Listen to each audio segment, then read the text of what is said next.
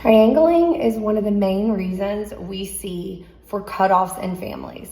It significantly contributes to toxic families as well as toxic workplaces. Really, any relationships with a bulk of people, triangling takes place often. It's not terrible people that do it. We all do it a little bit, but it's something that when we learn to understand it and we do less of it, all systems get better and all communication gets better. The GOAT of advice, the Bible, for me, also gives us some advice on it. So after I explain what it is and how we fix it, I'm going to note that the original source of wellness follows the same principles. So what triangling is you will see anytime there's like a large group or even a small group, more than two people maintaining a relationship. Very often when one person is angry with another, rather than going directly to that person, what they do is they go to the other people in the family system.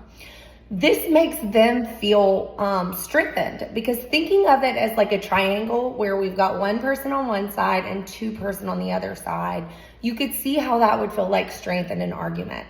Sometimes this gets even further and it feels like a group of people against one person. Again, these aren't bad people. It's just people usually who are hurt and who are going to their support system. But what ends up happening is for the person on the other side of the triangle, very often it might be the person who handles things not by talking to a lot of people, who kind of internalizes it, sits on it. And what ends up happening is it ends up feeling like a lot of people in the system against one person. And that is where we see cutoffs, and with no bad intentions. And maybe that person may have been the transgressor. I'm not sure. In different situations, they may or may not be. But coming back from that, typically that person, if they feel like the whole family system's against them or the whole workplace is against them, to be vulnerable and come back into that situation is going to be really difficult, which is why we usually see cutoffs. The best thing to do is, when you have a problem, just go directly to the person.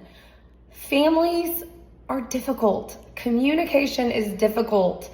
Even with people who love one another deeply, it's very hard, especially in adulthood, to agree on what's right and what's wrong. But we do know in all circumstances that two people handling the situation themselves and not getting anybody else involved is the best way to keep families together. And I think that's important.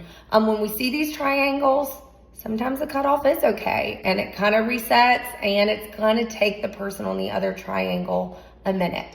But getting back to what the Bible says about this, in Matthew 18:15, it says, first address individually the person who you believe has a transgression. Sorry, that may not be exact, but it's somewhere along those lines.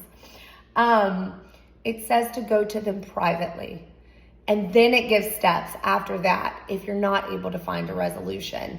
So the Bible backs this up, research backs this up, family systems research back this up. So next time you have an argument with someone you love and someone who's important to your family system, your work system, go to them directly. It's hard to do, but we do what's right, not what's easy to do.